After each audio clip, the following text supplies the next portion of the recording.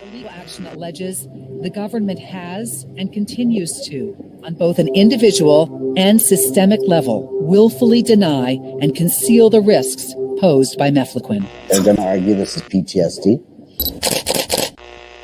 But there are telltale signs of mefloquine toxicity PTSD does not have.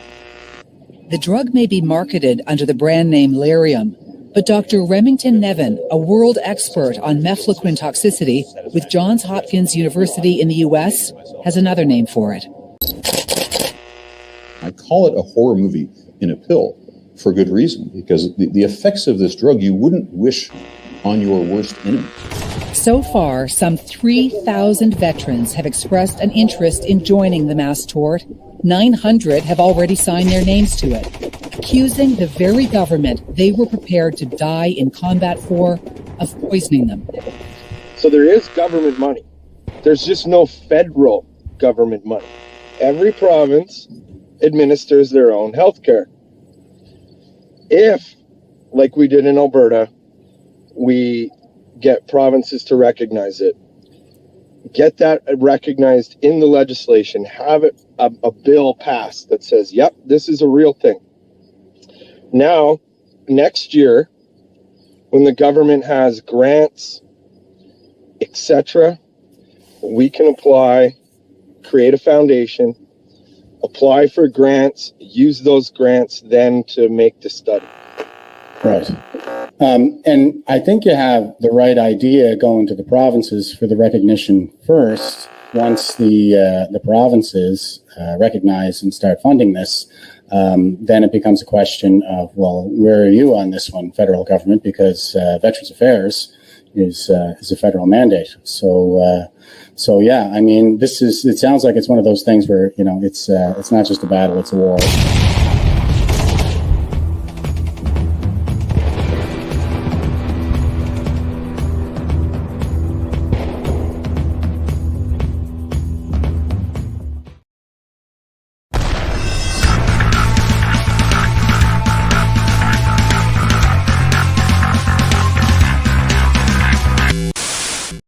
Hey, what's up, troops? This is Staff Sergeant Major with Veterans for Freedom, Jeff Evely, back with you now on this 28th day of March 2023. I got a very special guest lined up for us today.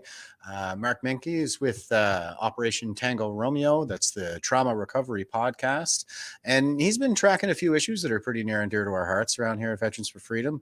We're going to get into a little bit about the veteran MAiD issue and some other projects that he's got on the go. So without any further ado, we'll bring in Mark. Hey, Mark, welcome to the V4F broadcast, brother.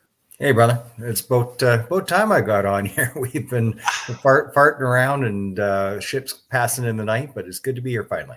Yeah, certainly it is. You're one of the folks I think that we've been firing messages back and forth for a while, but I'm glad we're finally getting around to this. I understand you've been really busy with some of the stuff you've been doing, particularly with regards to the issue around veteran MAiD that came to light late last year. But before we dive into all that, why don't you just give us a quick bio? Let us know a little bit about your service and how you got into doing this Operation Tango Romeo stuff now.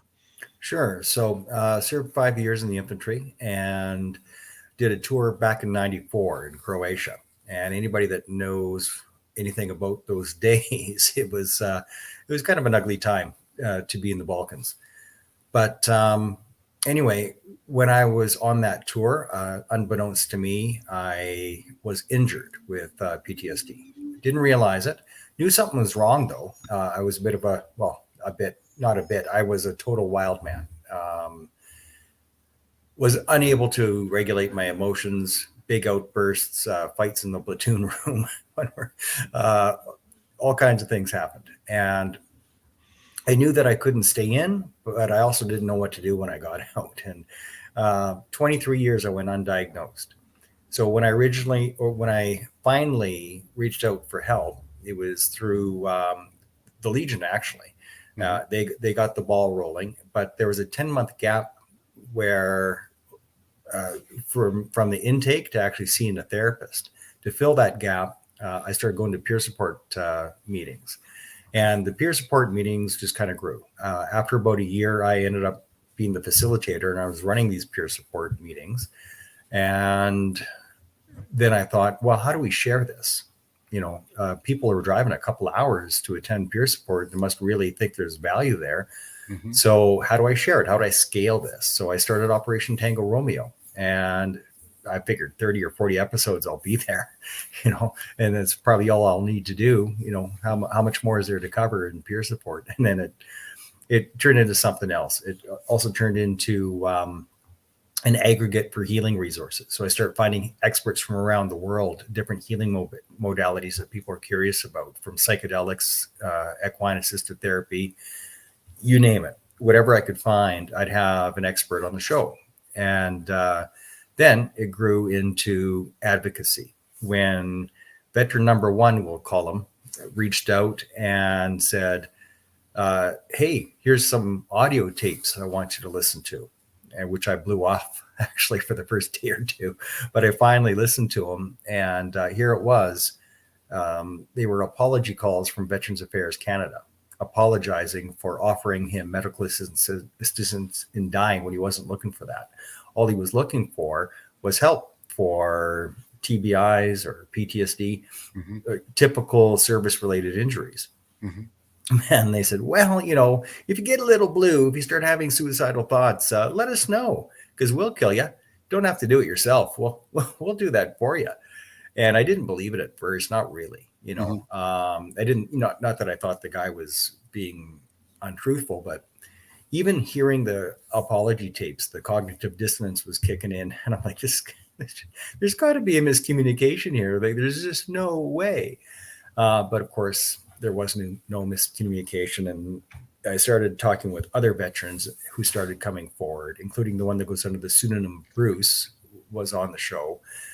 Same thing happened to him. And Christine Gauthier, who I've also had on the show, who testified right there at the Standing Committee in Veterans Affairs. Mm-hmm. Even though that's not what she was being asked about, the topic came up because of Bruce Meincke. And she goes, hey, that happened to me too. And everyone's like, what?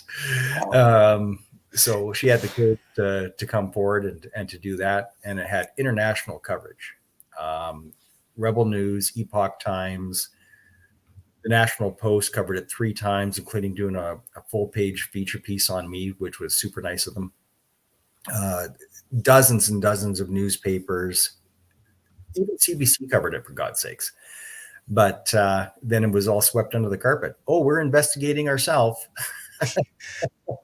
Yeah. And what a surprise. After investigating ourselves, we found out we're innocent. Yeah, we did nothing wrong. That seems to be standard these days. So just for the benefit of our listeners here, you mentioned a few people who came forward. And I believe this gentleman is one, Bruce Meincke, and he got a... So Bruce was talking about it, but Bruce was never offered MAiD himself. That's Bruce Meincke, not the same as the guy that goes by the pseudonym Bruce. That's just a quinky dink. Yeah. So there is the podcast episode that you referenced there as well. So that's 258 on Mark's episode 258 on Mark's Operation Tango Romeo podcast with the whistleblower Bruce. And that Bruce, I think, is he was still serving at the time, wasn't he? Yes, and we're hoping for more from him. So that he can come out, use his real name, and we can tell the rest of the story. I'm kind of waiting on him. So I'm hoping that he still comes forward. And the only reason he came forward to me is because he saw my testimony in Ottawa. Mm-hmm. And then he was kind of kicking himself. It's like, oh, man, this happened to me too. And I said nothing about it. And maybe if I'd come forward, we could have nipped this in the bud earlier. So unfortunately, he was kind of beating himself up about it. But I'm just glad he came forward when he did. But he came forward to me the night before. I think it was either the second or the third meeting about this topic at the Standing Committee of Veterans Affairs. It was the night before. So I said, man, we have like zero time. So you want me to keep you anonymous? Cool, I'll do that. And I did, which I also did for veteran number one. So I was able to convince him to tell the story under the pseudonym Bruce because he's still active serving, going through the release process, and didn't want to out himself. Because the CAF has been known to be vindictive and to blackball people and to treat them very, very poorly during the release process, and find ways to charge them, because 129 kind of catches everything. And for those that don't know, 129 is conduct unbecoming, which can mean anything you want it to mean. If you want to charge somebody, you go under 129, and it's pretty hard to fight. I think James Topp is in that boat right now, actually. So that's I right. hope he's doing well. We haven't had an update in a little while, but my understanding is that he's just kind of going off grid to focus on that kind of stuff. But yeah, that's the for those who aren't familiar, the 129 is the conduct of the prejudice of good order and discipline, and it just means you did a bad job, basically. So or conduct unbecoming. What we say a soldier is, you're acting contrary to that.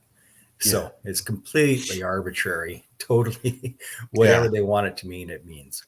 Yeah, it was updated to prejudice to the order of discipline. But you mentioned somebody else there too. So that was Christine Gauthier, and she was the Paralympian, actually, wasn't she? She was a Paralympian, Invictus Games. The CAF was.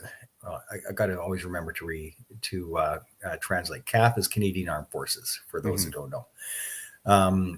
But she was used by the CAF and Veterans Affairs as a literal poster girl in her wheelchair, competing, and look at us, we're all inclusive.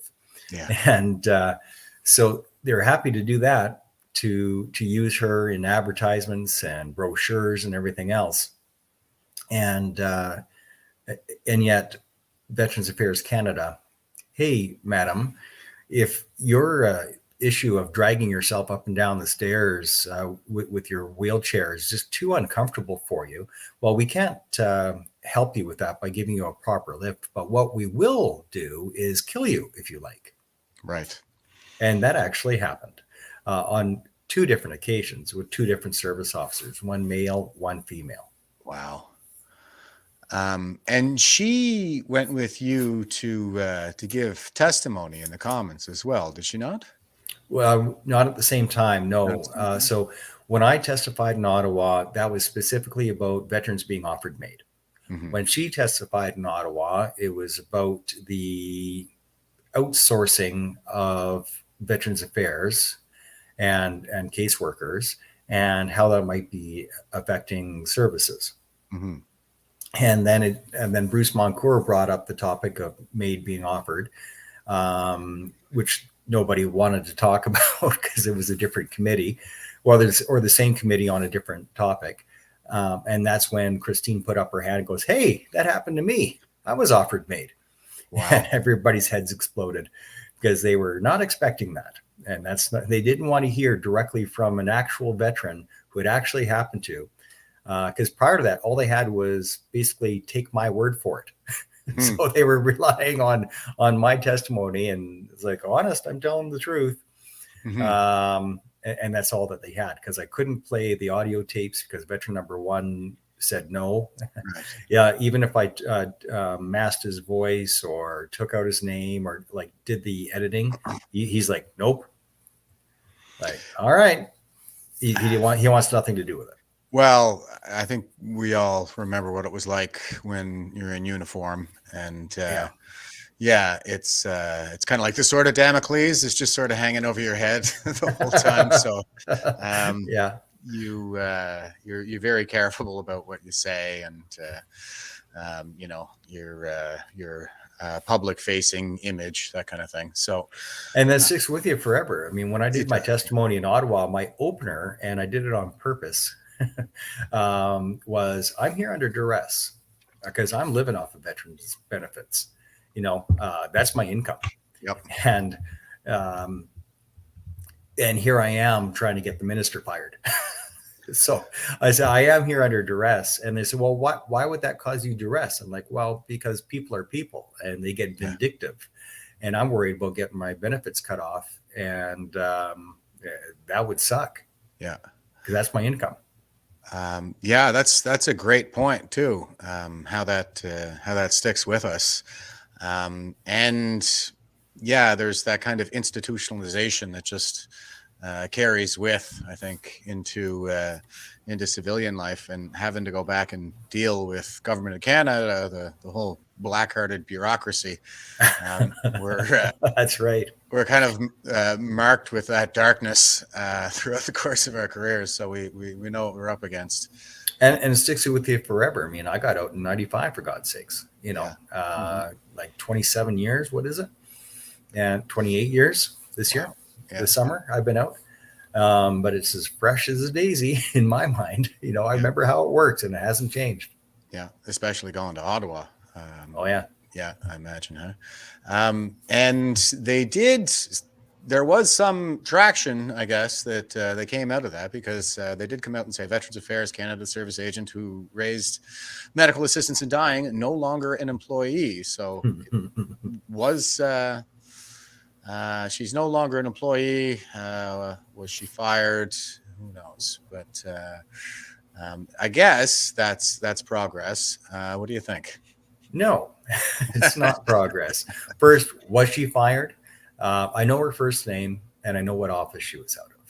Okay. But to protect her identity, I've kept my mouth shut about that too, because I don't see the point, in saying her first name. But without knowing the name, publicly, I'm like, well, I know her name, so was she fired? But it wasn't just one employee. It's physically impossible. So one of the episodes I did was me calling back Veterans Affairs Canada about my own file, and the back caseworker that or service officer, or whatever the title was, that I was speaking with, I asked the questions that were asked of the minister, and this caseworker gave very different answers than the minister. So here's the bottom line. Veteran number one was from BC. Okay. So the veteran caseworker was from BC, from the Vancouver office, because that's how it works. So this person that they're saying that they fired worked out of the Vancouver office. And I know that they worked out of the Vancouver office because I've heard the audio tapes of the apology calls. Okay. Mm-hmm. That's how I know her first name. Right. Christine Gauthier is from Quebec. That's a different service officer. Right. From Quebec. And she had two service officers, one male, one female. So there's veteran number one. Now, Christine Gauthier, there's two more. There's Bruce, who's in Ontario, goes under the pseudonym Bruce. It's not his real name. So that's an Ontario caseworker. So now we're at 4 different caseworkers. Okay. Mm-hmm. And I know somebody in Alberta that won't come forward, but I know who it is. And, but that makes it 5 caseworkers that we're at. So there is for sure 5 caseworkers. The challenge is the only one that has come forward completely transparently is Christine Gauthier. So because of that, they called her a liar in those uncertain terms, because they can't contradict her. So they just said, well, we found no evidence of that. Okay, so you're saying she's lying? Is that what you're saying? Yeah. That this Paralympian, they're absolutely shameless. Yeah, and here's Lawrence Macaulay in the National Post. Cabinet Minister now says Veterans Affairs never offered MAiD after testifying they did. And I guess that's a pretty punchy headline, but it more or less describes what happened here in a broad sense. What do you think? Well, I think what he's referring to here is that he's claiming that it wasn't policy. But how is it possible that 5 different caseworkers, and I just gave you the logic on it, it's inescapable, 5 different caseworkers from 5 different offices in 5 different provinces, or 4 different provinces, were they part of some sort of secret death cult or something? That doesn't make any sense. How? It's not a coinkydink. What's the coinkydink that 5 different caseworkers all have the same crazy kink that they're going to be offering people assistance in dying? The odds are 0, right? So it had to be policy. Well, yeah, and I was a techie for my time in the military, and when I see the same fault or the same problem replicated across multiple subsystems, I look for the common point. And it's like you're saying, there has to be some common point between all of those different regional offices, because that's how we're assigned caseworkers is by region. And so for all of those different people servicing different regions to have come to the same conclusion in terms of their recommendations, that would seem to indicate that there's a common point higher up in the chain that is the source of the issue, and that's being promulgated downwards. So is it a matter of policy? Well, I may have seen some that was rumored to be the case, that there was something out there, but were any ATIPs or anything like that ever submitted that you're aware of? I'm going to be cautious in how I answer that. Okay. But I do believe that I have been told that there are some things in the work to actually get the undeniable, in your face proof that these are not spurious claims. Basically, the proof does exist beyond just the logic that I've given you about why it's at least 5 caseworkers. The proof does exist that Minister McCauley is not telling the truth and that he's just covering his butt, as is the Prime Minister. So the Prime Minister knows full well, because he received a letter from Christine Gauthier that was replied to. The letter was replied to that, hey, I'm being offered assistance in dying. What the hell? And that letter was received by both Minister McCauley and by Prime Minister Justin Trudeau. And the letter was replied to. So they knew. And that was more than a year prior to it coming out in the news because of veteran number 1. Wow. And the veteran that goes under the pseudonym Bruce, his event when he was offered MAiD was a full year and change prior to this coming out in the news, when it was offered to veteran number 1. So this has been an ongoing problem for a bare minimum of 2 years that I can show from the timeline. So 2 years of veterans being offered MAiD, which means the handful of veterans that I've heard about is the tip of the iceberg. But because what we were talking about before, because of our culture of keep your mouth shut and stay out of the media and whatnot, especially those that are still active serving, people are keeping their mouth shut. And my message to all of them and to any Veterans Affairs caseworkers that may be listening is, I'm not asking you to storm the beaches of Normandy here. I'm asking you to come to me. I've proven that I'll keep your name out of it if that's what you need. I'll keep you anonymous, which I've proven twice now. Come to me. Let me collect the information, because I have the ear of the Shadow Minister of Veterans Affairs, who's we're actually buddies now, and I'm in that circle. So, and we haven't let it die. Like the minister might think that this is over. It's not over. Nothing is over. Ramble quote. It's not over. I'm going to keep going, and I have to keep going because it's the truth. The truth is, it was VAC policy to offer MAiD to people with PTSD, to offer death as a solution for mental health, and to push it and as a budget cut, because we're expensive. You know, over the course of my life, I'll probably draw $1.5 million, maybe more.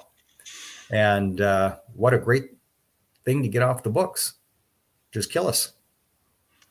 Yeah, I'm very cognizant of the financial component of this. I think that was, as I understood it, that was discussed with one of the veterans actually, was that it would be a cost-saving measure, and also that insurance companies give payouts now for suicide. So it was even discussed that the family would be taken care of. Yeah, that was one of the original people that came forward. I think said that was kind of the brag, the boast, the pitch, if you will, that was given. Yeah, like in the apology call, Mm-hmm. Of the two recordings that I have, in that apology call, it was, and many people have these recordings. Now, I've been told by that veteran to not publish them, so I won't. But so if it happens, it wasn't me, but they are in the hands of many people. So I'm not the only person that knows the identity of veteran number one. He has had conversations with other high profile veterans with big shows that know his name and have heard the recordings. So I'm not the only one. It's so important that those recordings get out, even if they're edited and his name is protected and all that, but they need to get out. But I'm not going to do it because I'm not going to betray his trust. But during those conversations, he asks directly, he's like, well, what about what you told me that you'd already done this, that you'd already killed a veteran, Mm-hmm. and you're now supporting his wife and 2 kids? What's happening with that veteran? Well, we can't talk about that.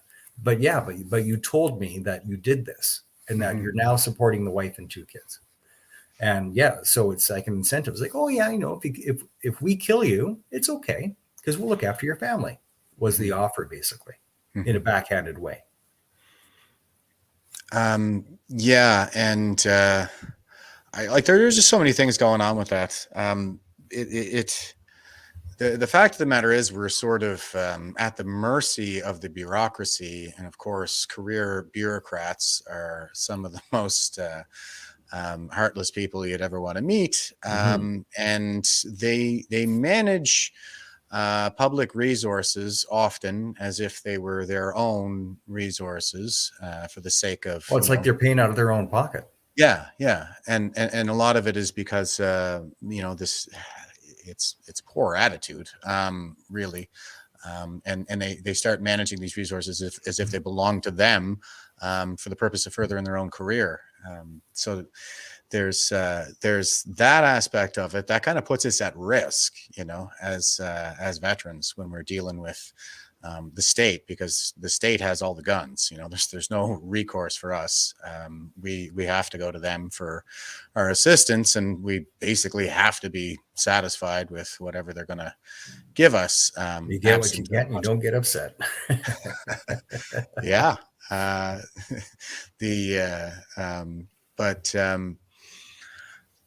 So yeah, this kind of advocacy becomes really important, I think, in an environment like that. And the systems that we seem to have in place right now for holding people to account are failing us. So yeah, I certainly hope that we get enough people coming forward like this in the future to shed some more light on this. But Ken was just commenting. He says that we're told we cannot record the phone calls because they said it's an invasion of privacy. Well, the recorded calls stand in court. So I'm not sure. Well, you're not a lawyer. But I was going to comment. Anybody who's ever called back, it says this call is going to be recorded. All the calls are recorded, but they're pretending that only some are recorded some of the time. No, all the calls are recorded all the time, although they are testifying differently. And when I had the Veterans Affairs employee on, we talked about this. And those are some of the questions that I asked about. And they were answered, and they were in direct contradiction to what both Minister McCauley and Deputy Minister Paul Ledwell were saying. Mm-hmm. So they're just not telling the truth. Right. And what I would recommend too, folks, is you can put an app on your phone that'll record all your phone calls and just save an audio file to the cloud. And anytime you find yourself in a situation where your account is discordant with that of the government's, then you've got the audio recording yourself. It's really easy to set up, and it's all automated, and that's just kind of good protocol, I think, to have this day and age with what we're up against. So where are things going from here, Mark? I mean, you gave the testimony to the Commons, and they have these. I would say this is something I wanted to point out too when you were speaking earlier about how it was just your word initially, and in a case like that, it could be viewed as hearsay. It would fall into that category if they decided to treat it that way, and that's legal and fair. But now that you have others coming forwards and sharing their experience as well, this puts them in a position where we have similar fact evidence as a principle in law. So now it actually holds water in terms of the veracity of the claim, legally speaking. So, where do you kind of see us pushing things from here, and what can some of the folks that are listening right now maybe do if they want to get involved? So 2 parts. One, I need more whistleblowers, in particular from back. So former back caseworkers or current back caseworkers that knew about this, that were told or received the memo or were trained to offer MAiD. Because it was an offer just like, would you like fries with that? Mm-hmm. Is how it comes out. And the story is the same from everybody I've spoken with. Would you like fries with that? Mm-hmm. Would you like us to kill you? Just letting you know, it's something that we offer, or we can help you with, or we can refer you to the MAiD program. So if I'm correct, and the logic holds that it was policy, that means it's written down somewhere. Mm-hmm. So we need a copy of the actual paper, of the memo. We need the hard evidence that it was policy. Mm-hmm. And that's only coming from either a whistleblower, which is what we really, really need, or it's going to come from an external investigation. Because what do you know? They investigated themselves, which was nothing more than a keyword search on their server. And who knows? Do we even know what those keywords were? Nope. Not even allowed to know that. They could have been looking for duck soup. We don't know what the keywords were that they were looking for. And we don't know that the keyword search, the results that they're telling us are the truth either. We don't know that, but we do know that they're lying. That's for sure. Yeah. They investigated themselves and found that they're probably more guilty than they thought they were, but that's not what they're telling us. So we need a whistleblower. We need an external investigation, because even the Shadow Minister of Veterans Affairs does not have access to records, does not have access to, there was a request for policy, like, let's see your policy and procedure manual. Nope. Mm-hmm. They didn't even get that. They got an abridged version. They basically got a letter in response that says, yeah, we can't show you that. On what grounds? They don't want to. That's the grounds. So even the official policy and procedure manual, which of course would have it in there, the unedited one that was in use, prior to all this coming out, that's no access to it, even from the Shadow Minister of Veterans Affairs. No access. It's well, I mean, they keep pulling the national security stuff on a lot of other things, but we're seeing this this attitude, I guess, permeate government of Canada right now, where we can't even know what was in the contracts that they were signing with pharmaceutical companies early in the pandemic. And it seems to be like usually these are the cards, like the card that's being played here is national security, and we're dealing with sensitive intelligence that could reveal sources and stuff like this. But these are run-of-the-mill, daily business of the bureaucracy. And I think the argument here is They don't want to make these things known because it would look bad for Government of Canada, because it would hurt their image. And then they start talking about trust in institutions and our international partners and stuff like this. But is that kind of the case that they're making? Like, this would look bad for Government of Canada, so we're not going to show you what your tax dollars are paying for here? Well, they're not telling us our logic. They're just denying that it's true. So deny until they die. But from everything that I've seen and the insider stuff that I've witnessed and the conversations that I know about that happen on Capitol Hill, the bureaucrats decided to thin out the budget by thinning out us. And would you like fries with that was policy. Would you like MAiD with that was policy. And because every dead veteran, that was having suicidal ideations, great for them, great for the books, one less to worry about. And that's why they're selling it so hard. They're selling it as, bodily autonomy at all costs is how they're selling it. Okay. And my Going body, out on my your own choice. terms, that kind of thing. Yeah, that's how they're selling it. And so they're committing murder and being virtuous about it. When there's treatments, right? Treatments that VAC does not offer, that I keep finding on the show, all the better mousetraps, the things that work the best, not offered by VAC.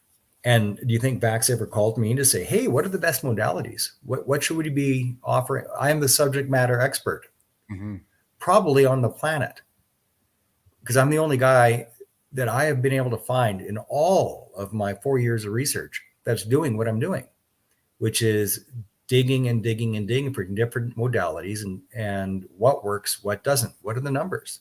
I'm the only one doing it. Weird, eh? And I'm just little old me. I'm not an institution. And I'm the only one that seems to give a shit about what works and what doesn't and investigating it. Just me.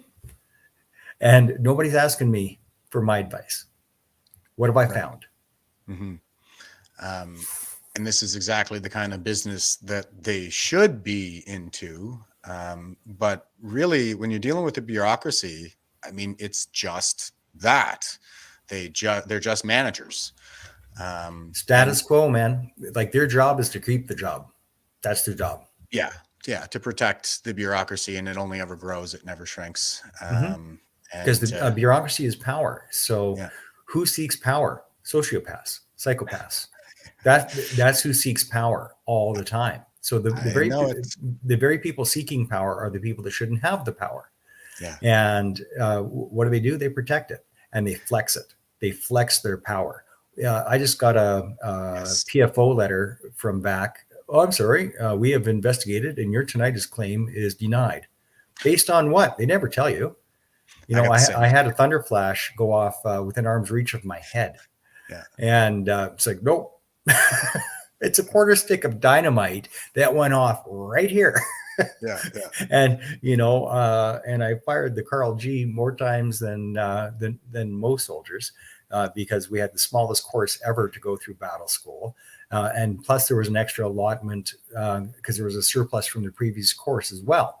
So we were burning off the allotment. We shot a lot of Carl Gustav rounds, which has a tremendous concussion. And plus my carrier accident. I mean, plus. But it's like, nope, no tinnitus claim for you because we've investigated. Okay. I got the same letter, bro. So, and I saw somebody else, another Veterans for Freedom member, posting his letter, the same letter on Facebook. Right around the same time. So it seems like it's just standard practice to deny that first tinnitus claim and make you fight them for it. And I myself, at my last tour in 2019, my tent was literally right next to the Howitzer 777. Oh my God. And so if my earplugs fell out in the middle of the night, giant artillery piece, for those that don't know, it's an enormous gun.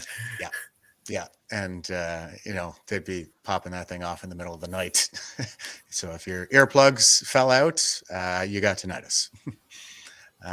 But I just pulled this up because you did mention you were talking about murder there a second ago. And I went to the Justice Law's website here for Canada, and here we have the criminal code and section 241, counseling or aiding suicides. Everyone is guilty of an indictable offense and liable to imprisonment for a term of not more than 14 years who, whether suicide ensues or not, A, counsels a person to die by suicide or abets a person in dying by suicide, or B, aids a person to die by suicide. And I've made the distinction before, just on this podcast, that so we have the exemption. I'll mention this first. The exemption from medical There's a lot more exemptions than you can believe. Look, everybody's exempt. Yeah. So this is a law except for everybody.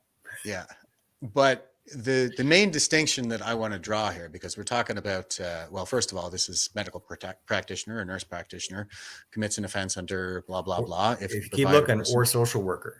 Or social worker. I think the argument would be is that a VAC caseworker is a social worker.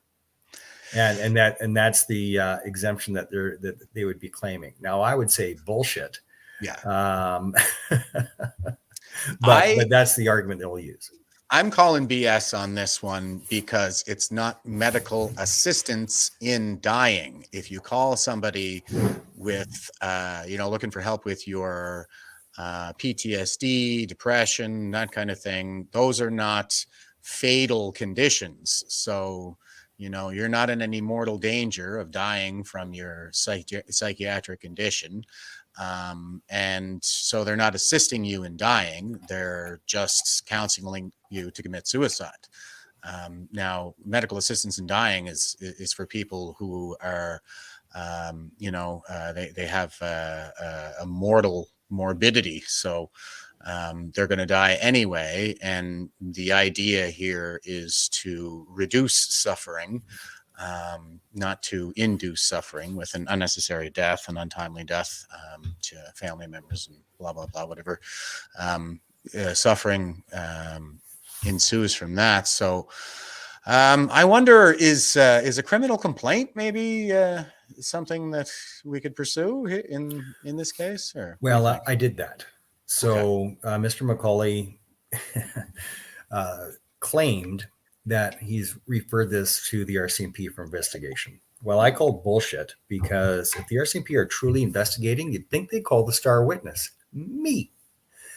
And you'd think that they subpoena me so that I would be forced to divulge the recordings. Nope, didn't happen. So I wasn't even called. So I went to my local RCMP station and I opened my own police file. And they said, "Oh, we're eagerly pursuing this." Yeah, okay. I haven't heard from them in a couple months, so I doubt it. Wow. But I was assured that they were. So I've started one. Veteran number one, I was told, also started a police file in BC. Mm-hmm. So that's good.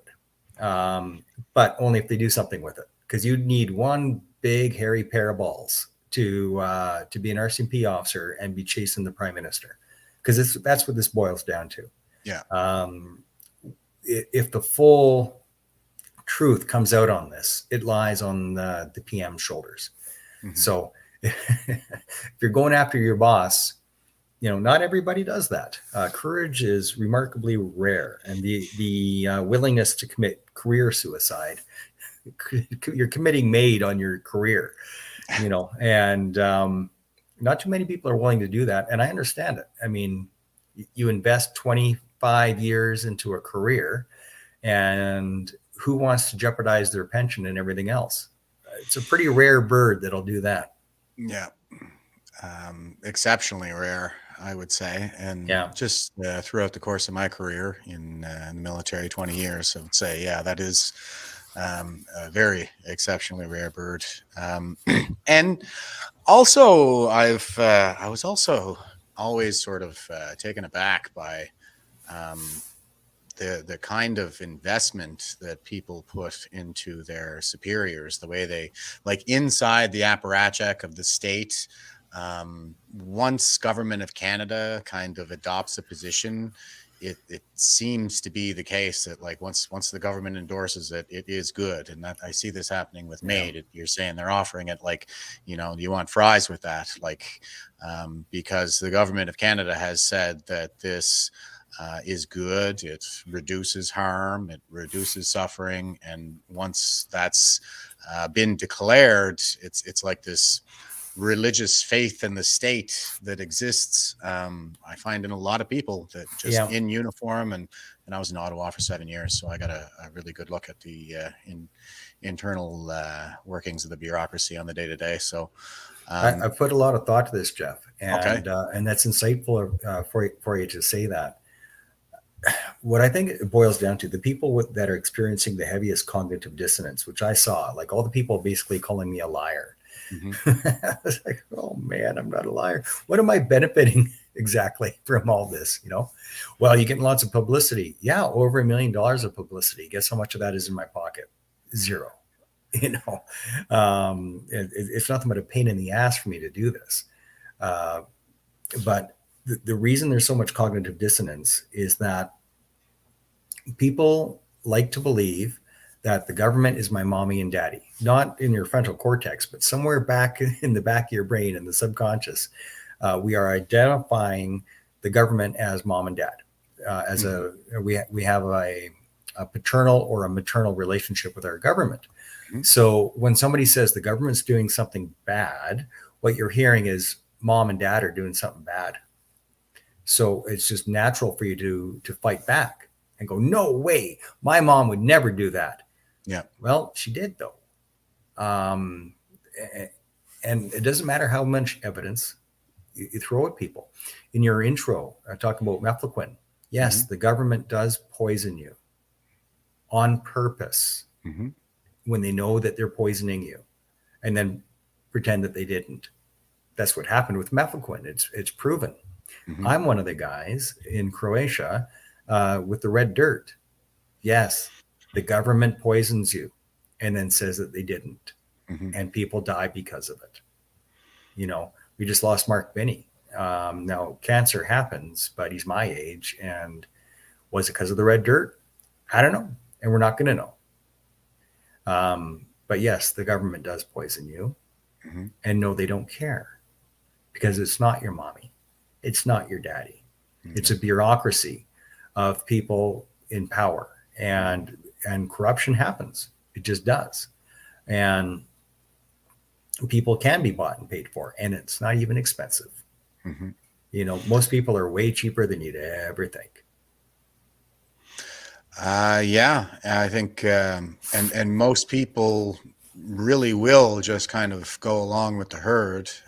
Look no further than, you know, the Milgram experiments, or any number of other social experiments, to see that all it really takes is somebody in a position of authority telling you that it is good and you must proceed.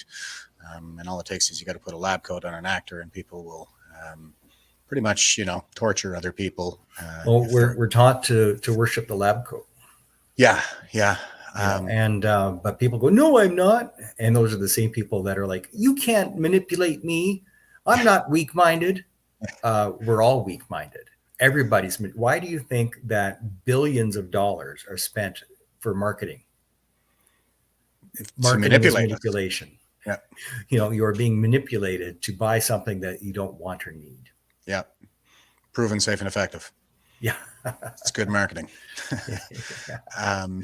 But I was going to say, the people, I like the analogy that you're using there of the state as your daddy or your mommy, because I think it fits well with a lot of what I've said on the subject. You know, Nietzsche said that God is dead and we have killed him. And now that we have killed him, we'll put the religious impulse into the state, because it kind of has to go somewhere. So the more we secularize as a society, the more we put that religious impulse into the state. The human heart has a God-shaped hole in it, and we're going to fill it with something. And Nietzsche essentially forecasted communism in his day, and that was the old world's struggle with communism. I think we're dealing with that now here in North America. It's kind of our turn right now. And that does kind of seem to be the case, is that well, they love Big Brother. That was the conclusion of 1984, is that after the torture, Winston realized that he couldn't help it. Now he loved Big Brother, and that's kind of what I see people doing, is they say, I love my state, I love, like, my country is a good country, my state is a good state, and they believe that with a kind of religious fervor. But it's the Leviathan that Hobbes discussed. Hobbes talked about it as being basically a necessary evil. Like, we need the Leviathan as a guard dog. It's a junkyard dog that pacifies the region and suppresses violence, within its territory. But it's not your friend. No. And Jody Wilson-Raybould talked about how when she got to Ottawa, she realized it wasn't about Indigenous versus white, but that there were a group of elites concentrated in Ottawa that were all just kind of exploiting the rest of us and pitting us off one another for their own advantage. It really seems like this is a really it's a denigration of human dignity to think that we have to fight that Levinthian state on an issue like the mere survival of veterans. But that kind of seems to be where we are right now. What do you think? Well, our government is like the Wizard of Oz, and people have to understand that it's not really the wizard. Like, what you're hearing, what you're being told, there's something else behind the curtain. Yep. Jody Wilson-Raybould is a wonderful example of that. So in front of the curtain, you have the wizard telling you inclusivity and feminism and great stuff. I like inclusivity. I like feminism, equal rights, and the push of hockey nowadays to be more inclusive, right? It's not just a white guy sport. It's for everybody. I like that stuff. It's all good stuff. And I agree with all of that. So you take something that's good, that's the wizard, right? But the wizard isn't the wizard. It's not the truth. This package that of kindness and inclusivity and tolerance, and that's just the wizard. Behind the curtain is totalitarianism. Mm-hmm. And so we like the wizard because the wizard is nice and good and kind. And the wizard tells us that anybody that doesn't agree with the wizard is bad. They're racist. So they're just bad people. And we don't like bad people. I sure don't like bad people. My job used to be to shoot them. So I don't like bad people. Mm-hmm. But it's a lie. Behind the curtain is these weak bureaucrats who would never carry a rifle in a war zone in a million years. There's just no damn way. And these weak bureaucrats are the ones that they just want more power, more power, more power, more money, more power. And that's all they want. And to do that, they have to control your reality. Mm-hmm. And whenever somebody's like, this wizard doesn't seem quite right, I think there might be something behind the curtain, you are screamed at and told that you're a conspiracy theorist. But no, you can just see through the bullshit. You can see that there is something behind the curtain. And that curtain is the bureaucracy. Yeah. It's and you talk a lot about the inclusivity and the kind of superficial goodness, the sloganeering and the salesmanship behind a lot of this stuff. And I was there when a lot of that stuff was coming down. I was there for Operation Honor, and for they started bringing the critical race theory into the military. They're trying to turn it into Antifa at this point. And so I'll say that, the man behind the curtain is a communist, because that's what the diversion, inclusion, equity agenda is all about. And I think we got to, for those of us that are like-minded on my side and your side, we got to quit saying communism, because the people that are rooting for it like communism. They think it's good. They think that communism equates equality and equity, but it doesn't. So, but nobody likes a dictator. So I really think we got to stop talking about us turning communist and talk about us being a dictatorship, because that's what it is, right? And at the end of the day, that's the bottom line. The reason communism is okay on paper, but has never, ever, not once worked in practice, is human nature. Mm-hmm. When you consolidate power, it's bad. Whether it's capitalism and you consolidate power, or the opposite of capitalism, which is communism, and you're consolidating power. Either way, you're consolidating power, and it's bad. When you consolidate power, you're taking it away from me and you, from the people. Communism is supposed to be the voice of the people, but it's exactly the opposite.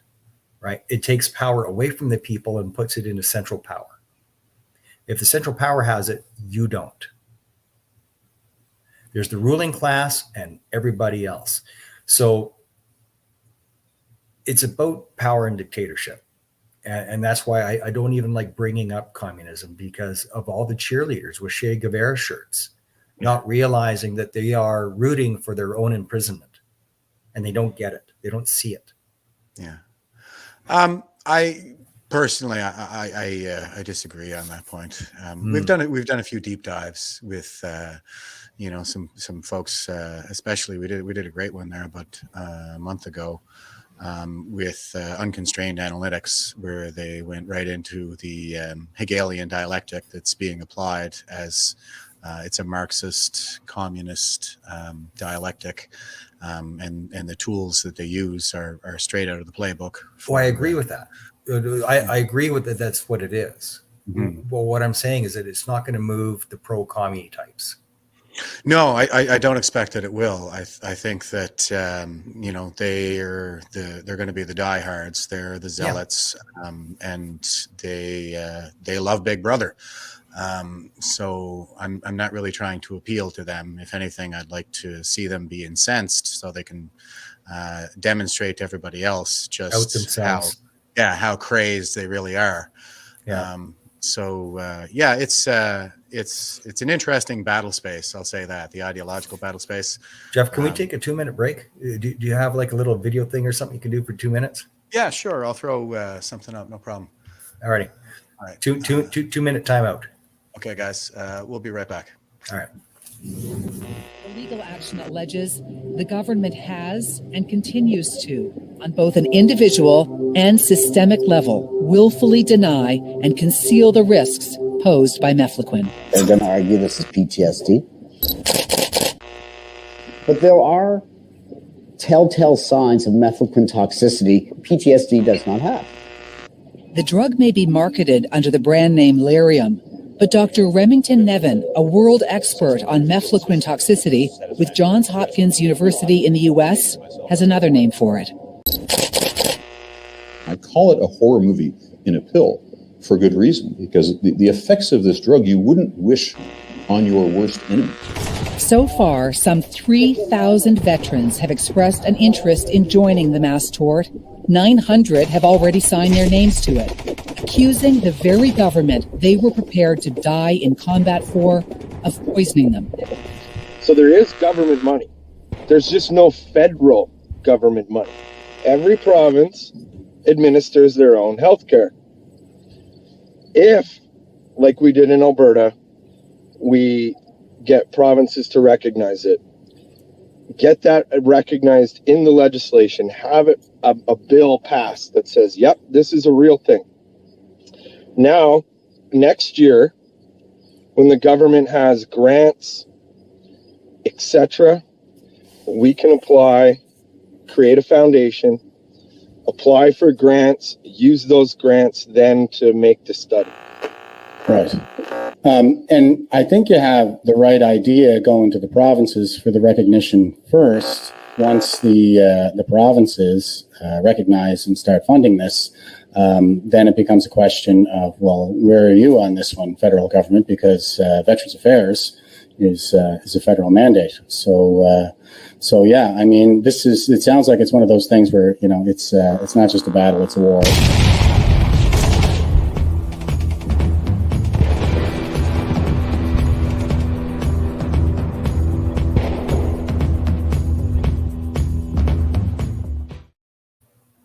Hey folks, we're back. Yeah, quick break there with from Mark, and I think we left off. We were talking a little bit about, just the communist element of it, which I don't know if that's really central to what we're discussing here today, but it is certainly, I think, a factor. And what we have right now is a mindset within the state, in particular, where human life is just sort of another resource on a spreadsheet that needs to be managed. And I find that's a common theme throughout the would-be social engineers on the communist side. So it's an interesting component of it, I think, to dive into a little bit.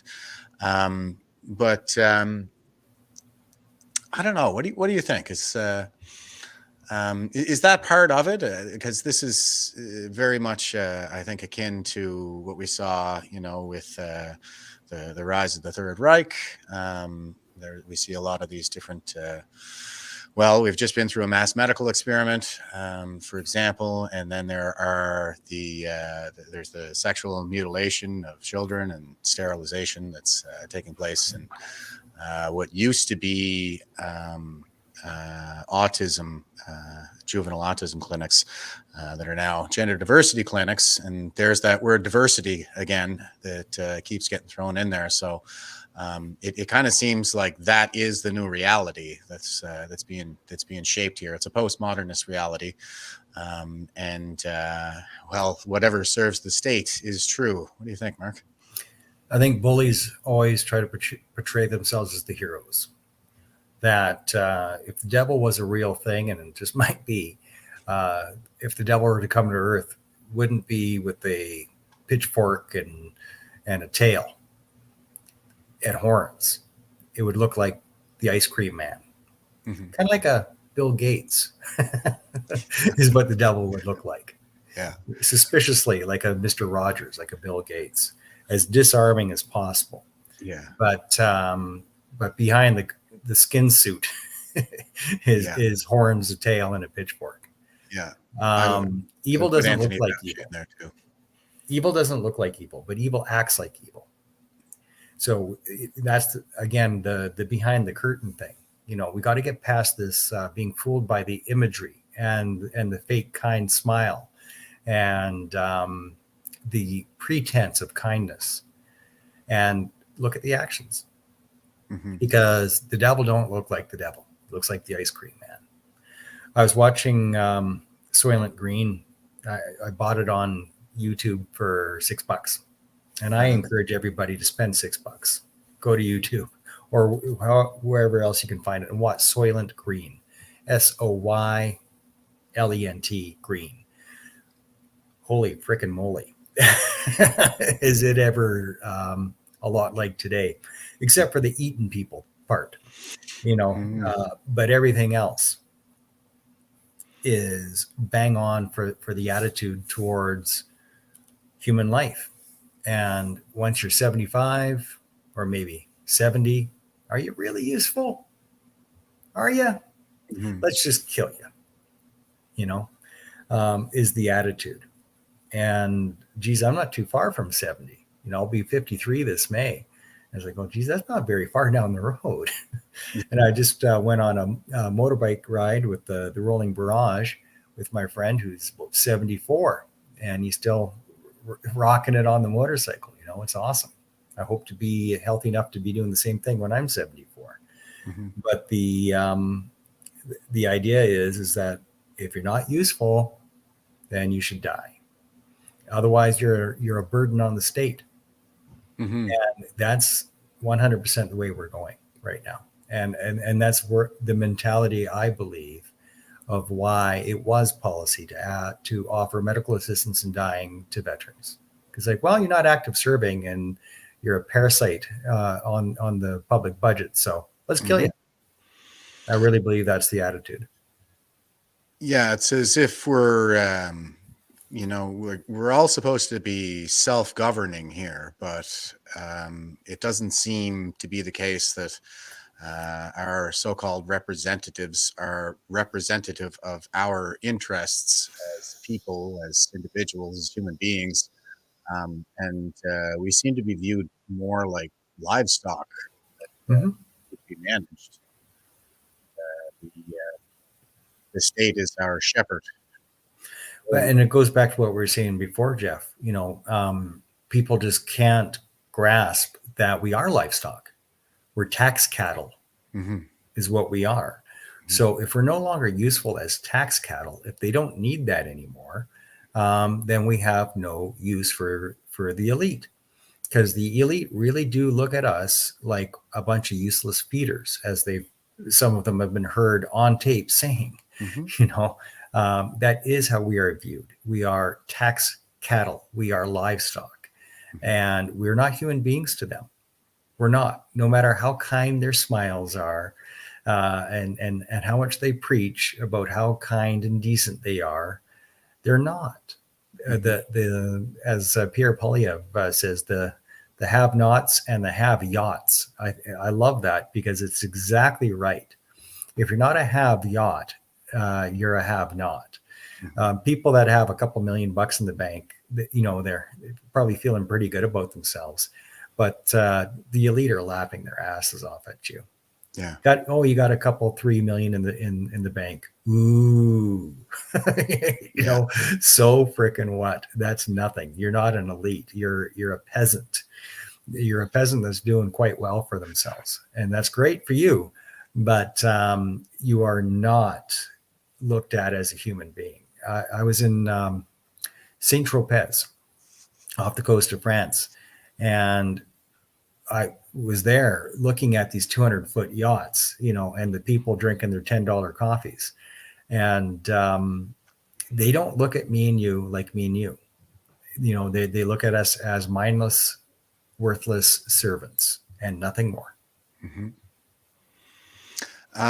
And you mentioned a little while ago there, you were talking about the bureaucrat class in Ottawa, the kind of people that would never carry a rifle and do this sort of thing. And they're, I would also put them in kind of that ruling class. Oh yeah. And it's, our lords and masters in the bureaucracy in Ottawa are more and more akin to the bureaucrats in, say, Brave New World, where they're all kind of in the echo chamber. They're in the bubble, the Ottawa bubble, as they call it. That's the most self-aware thing I ever heard any Ottawan say in my 7 years, is that they live in a bubble. That's true. And they benefit immensely from our labor, in the form of our tax dollars that we send to that city, the shining city on the hill. And to them, Canada is the kind of place where, you take one bus to go to Carleton University and then another one to go to your high-paying job in the public service, your white-collar job with all the benefits and in the public service. And so Canada's like this wonderful country that has served you so well. And when people, these gruff truckers show up in Ottawa, kind of raining on your parades, and everything is all of a sudden not so cosmopolitan. And the bulk of them were Sikh. Yeah. Turban wearing Sikh dudes, and yet somehow they're white supremacists. How the truckers were talked about and treated all throughout the media. That's how they think about us. We're just a bunch of rubes. Yes. How the truckers were treated is how everybody who isn't a multi-trillionaire is thinks about us. Like a Laurentian elitist. Yeah. Yeah. And I saw that attitude, I'll say, while I was in Ottawa. Ottawa is the place that nobody in the military ever wants to be posted to, by the way. Not just because it's unaffordable, but also because they hate us. We have to walk on eggshells around there. And we're always being told, you got to watch what you say around the office, and you can't carry on like you normally would. Because it may offend the sensitive ears of the bureaucrats, and that's going to get us into trouble. And we seem to be operating under the assumption that it's the military. But what I found throughout the last several years, I guess, trucker experience included, is that it's not really the soldiers. That's part of it. I can remember I trained with the Nijmegen team several times while I was there, and I did the deployment once to the Netherlands in 2016 for the 100th, which was awesome. And I can remember marching around on a training march in downtown Ottawa, which was awesome. Anything but spend my day at the cubicle. So we'd be marching along, and we're going right past the art gallery. And somebody had a little booth set up outside, some information thing they were doing or whatever. And as soon as we started marching by, and I'm talking about, just regular troops, we got our rucksacks on, people are wearing flags and things like this, because it's a very sort of festive tradition when it comes to Nijmegen. And as we're going by, one of these people, I could see her the whole time. As soon as she reacted, while we were coming up, she kind of sat back, she kind of recoiled like, ooh, this, as we're marching by. And then she goes, "We're for peace, guys," and gives us a little wave like that. And I think everybody was so taken aback that even one of the majors took the time to shout back over his shoulder that, yeah, we are too. That's the whole point of the job. Yeah. Yeah. But there was a kind of stigma that one of these bubble dwellers really had a lot of the bubble dwellers really associate with military service. And more broadly, I saw there was this kind of bigotry towards regular Canadians, where if you're sort of rural or small towner, then, like you said, you're basically a rube, and one of the undesirables, the deplorables, as Hillary Clinton put it. And so, yeah, there's a kind of contempt for regular Canadians in the bureaucrat class, I think, that stems from their sheltered existence and a lack of understanding for what it might be like for the Canadians that fund their salaries, and what they have to do to accomplish that, out there in the real world. And it's been that way for at least 30 years. My first posting was Victoria. Yeah. So hippie central, I liked the hippies, but they never liked me because I was a short hair soldier back then. And I remember at some university party somewhere in Greater Victoria, and it might have even been at UVic, but the band was playing. Things are going to see this cute girl, and I asked her to dance. She looked at me. Are you a soldier? I said, yeah. And she said, "I don't dance with baby killers." Yeah. Like right out of the Vietnam era brainwashing, Yeah. And like, I hadn't even had a tour yet. Yeah. And like, this is the thought process, or lack thereof. Called me a baby killer. Yeah, it really is pretty foolish here. And Colleen is saying, gotta love the hippies, eh? Yeah, that's right.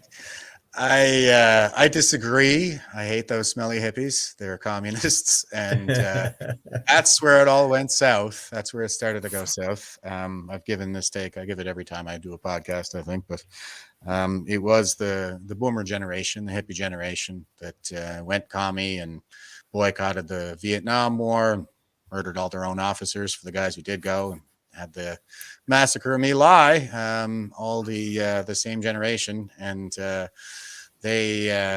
they're not 20 something hippies anymore. They became the white collar class, the yuppies of the 1980s, and they are the bureaucrat class at peak institutional power right now. One of my favorite jokes in Victoria was, you can't even drink a cup of dolphin blood without pissing off everybody. That's good. That is the answer too, I think, is to kind of spite those with those attitudes, and it's really a kind of a gut wrenching thing to see. The millennials coming out of the universities these days, having been instructed by the radicals of the 70s, who are now the deans and the tenured professors. And they're coming out with a communist worldview, and we're all baby killers, I guess, to them. But it was really just the boomer generation that did that. We, the Gen X, we were in Afghanistan for 13 years, and you never saw anything even remotely like the Somalia affair or the massacre of My Lai. So there is that to consider. I like to throw that out there. We're in a fourth turning, and Strauss-Howe generational theory predicted in 1991 that we would hit this crisis in the year 2020, plus or minus 2 years, when the boomers reach peak institutional power. And as you can see, all our institutions are in crisis right now, and it's all about maintaining the forward optics, the forward-facing optics, and everything that's going on behind the scenes is corrupt. It's the veil of compassion is such a lie. Yeah. The compassion for the Ukraine right now is a complete lie. Yeah. It's a lie. The elite class actually don't give a rat's behind about the Ukraine. And how do I know this? I know this because when 4 million people were hacked to death with machetes in the Congo, what do we do about it? So we don't care about black people. We don't care about genocide. We don't care unless there's some political gain in it. Then all of a sudden we care and we have compassion. But there was no compassion for Somalia, Rwanda, the Congo, no compassion for any of that. The Khmer Rouge, the killing fields, all these genocides, no compassion for that. The UN tours of the Balkans, with our hands tied, watching entire villages get murdered. Where was the compassion? And they were Muslims. The Muslims took the brunt of it. Muslims and Serbs slaughtered by the thousands. Where was the compassion there? If there's not political gain, there is no compassion, which means there is no compassion at all. It's a lie. The compassion is a lie. Yep. I would say look no further than the example of Afghanistan. If we cared about people, if we're going to Ukraine because we care so much about those people, well, what about the people of Afghanistan? What about all the interpreters? What about all the families, all the Allied helpers that are now slaughtered and tortured and raped and killed? And what about them? Yep. Yeah. The compassion's a lie. Yeah. I mean, well, it's like you said, there wasn't really the political will there for Afghanistan anymore. There was nothing to be gained beyond following through on a commitment we made when we deposed their government, the Taliban at the time. We're in the process of bringing people who basically lived a Stone Age existence with AK-47s into the 21st century. And the attitude seemed to be that if you can't get it done in 20 years, then it's not even worthwhile. And there's a lot of, it's like you said, there's that feigned virtue there where they're talking about how many lives are too many to invest in a thing like Afghanistan. But there was really like one, I think, excuse me, U.S. fatality in the last something like 7 years. Everything was on the Afghan National Army side. So things had progressed to the point where the Afghan National Army was actually defending its own territory, and it wasn't all Western militaries anymore. And, you know, we were still providing air support, but that takes generations. It's an intergenerational project. But there was no compassion for, you know, the lives lost getting it to that point and ensuring that those people didn't die in vain in Afghanistan, honoring their sacrifice. And you know, and now it's all the same scam in Ukraine, where we're such compassionate people, and it's all about helping others. But no, we're not willing to help those people that we abandoned in Afghanistan. So it's a pretty sad state of affairs, Mark? It is. And I don't know at what point, if there's any way to penetrate it, if there's any way to wake people up. But I don't know, on a spiritual, intuitive side of things, I really feel that people are waking up. This is going to piss some people off when I say this, but the massive increase in non-alcoholic beverages, like this, it's an exploding market. And I believe that's part of the awakening, you know, realizing what alcohol actually is and what it actually does and what its role is in life. I've been about 3 years now. I think April is 3 years that I haven't had a drop, because I look at it differently now. Well done. Yeah, thank you. Not easy, especially lately. I've wanted to drink some bad, let me tell you, but I haven't had a drop. But until we realize what's behind the curtain, that we are all listening to the wizard, you know, and the wizard could be CNN, CBC, you know, that's the wizard, or any official government statement. That's the wizard. You know, there's always something else going on behind us, behind that curtain. And I think people really are waking up. I think there's just something intuitive in people that they're realizing that we are being manipulated and distracted. And, you know, look at the keys, look over here, look at the keys, you know, like a kid. And anytime there's something to cover up, there's a major story. What do you know? There's a major distraction to counteract it. On to the next crisis. On to the next crisis. Yeah. Yeah. Every time. Yeah. It's just like Orwell said it would be. You know, it's a series of perpetual crises. And everything from no time to look into lab leak theory, no time to look into the Winnipeg lab connection. Oh yeah, we're just too busy with all that stuff. With all this COVID stuff. Next crisis, and then it's like, well, what about COVID? When are we going to look into you know, the public health response to that? There's the National Citizens Inquiry that's underway right now. So we're all hopeful that that'll you know, bear some fruit. But yeah, now it's all Ukraine. No time to consider anything that's transpired over the last few years. Because we've got a fresh crisis that we all need to rally around.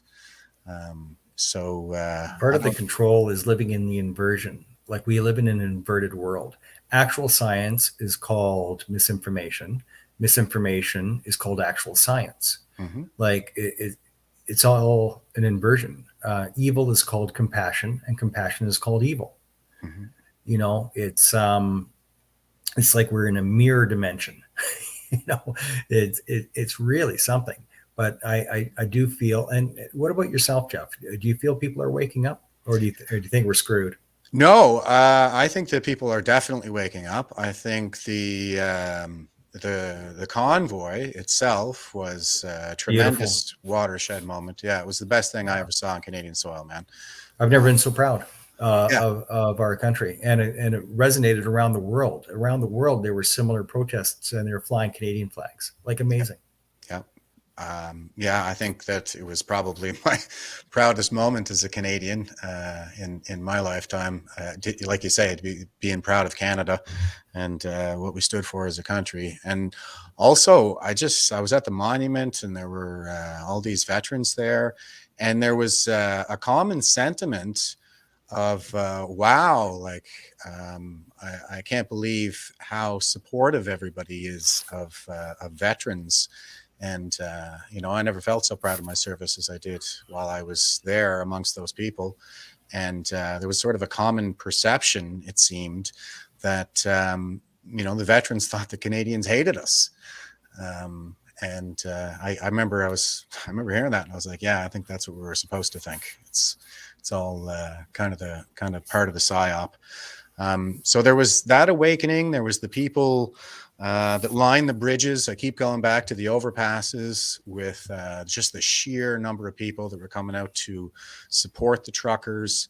And like you said, there was the international awakening that followed immediately.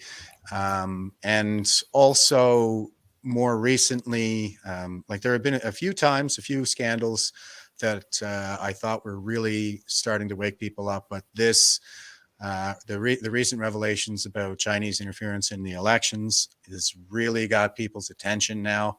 And I'm seeing that even the establishment media are covering it, and not as flatteringly as one might think they would if they were necessarily, knowing and willing participants in that aspect of the conspiracy, I guess. And not that it's a conscious conspiracy either. I think that we just have a lot of people across our institutions that have these shared interests and look out for each other. And now we're starting to see those cracks form. If the establishment media is covering the Chinese angle, then I think that a lot of people are waking up to what's really going on. And I talk a lot about the psyop, the propaganda, and the purpose of the propaganda is to demoralize. And yeah, I think that there is a kind of targeted attack on those of us who serve, veterans, naturally, because we're patriotic and Well, the apply toward Diagolon, right? protecting people. Yeah. What's his name? Jeremy, I think. Yep, that's right. Good example. And Diagolon doesn't exist, and yet it is cited as a major organization, a hate organization. There is no organization. It was a joke. It was always a joke, and sort of a funny idea, satire.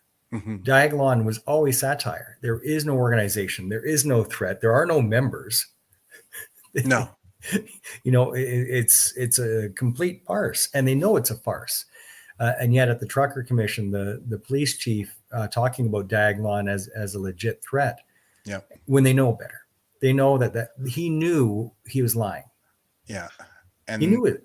That was also Rouleau took that as fact. That Diagolon was a accelerationist group, is what they're calling. It's a word that they just made up, of course, that sounds scary and is intended to stigmatize.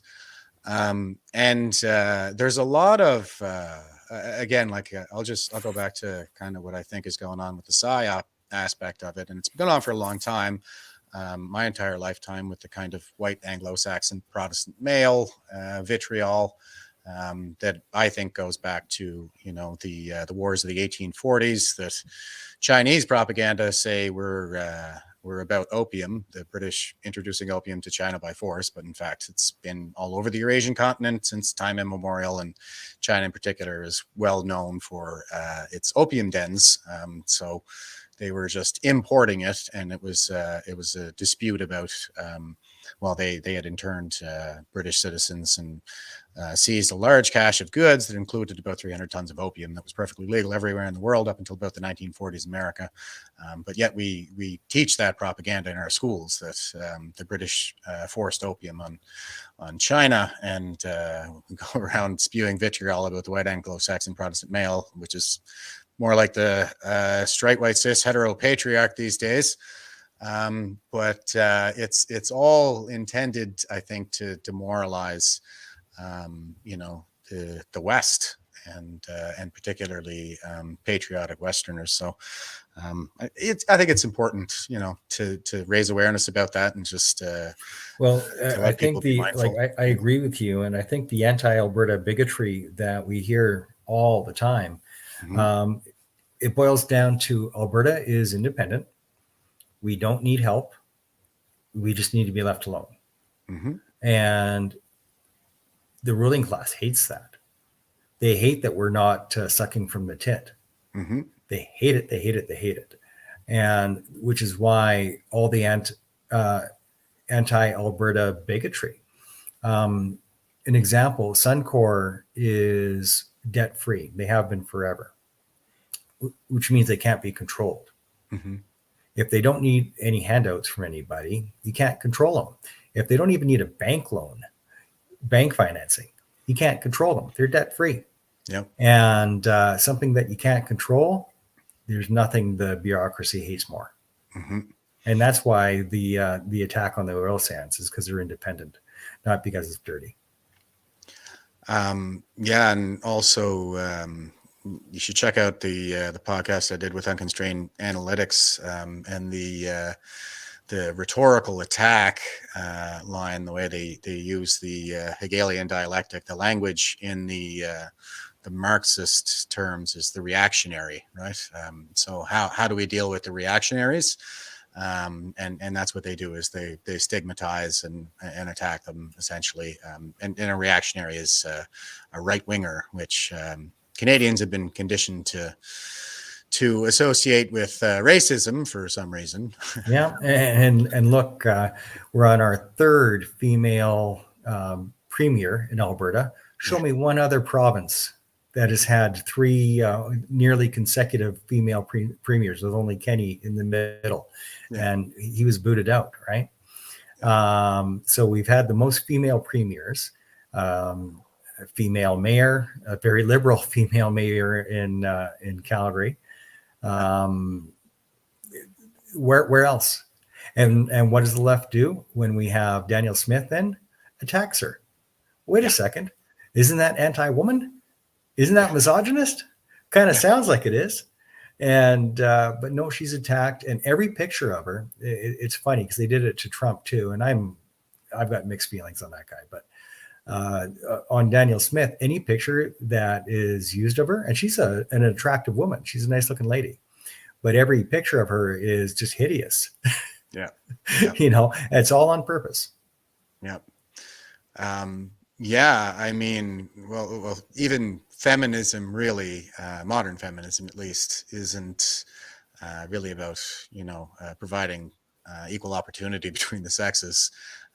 It's sort of a Marxist. It is. It's a fundamentally Marxist ideology at this point. And so, if you're not on the left, well, then that kind of thinking, I guess, the equality and whatnot, it doesn't apply to you. So they'll attack her, mercilessly, like they do with any woman who is not on the left.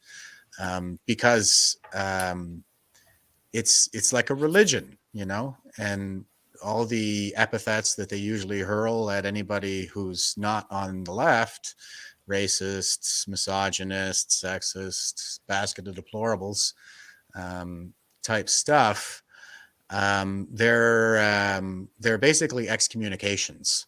So every one of them basically boils down to being a heretic. That's right. That's what they're doing, is they're calling you a heretic, and a threat to the faith. So that's kind of what I see happening there. It was never really about, like you say, the equality or fairness, treating people fairly and treating them properly.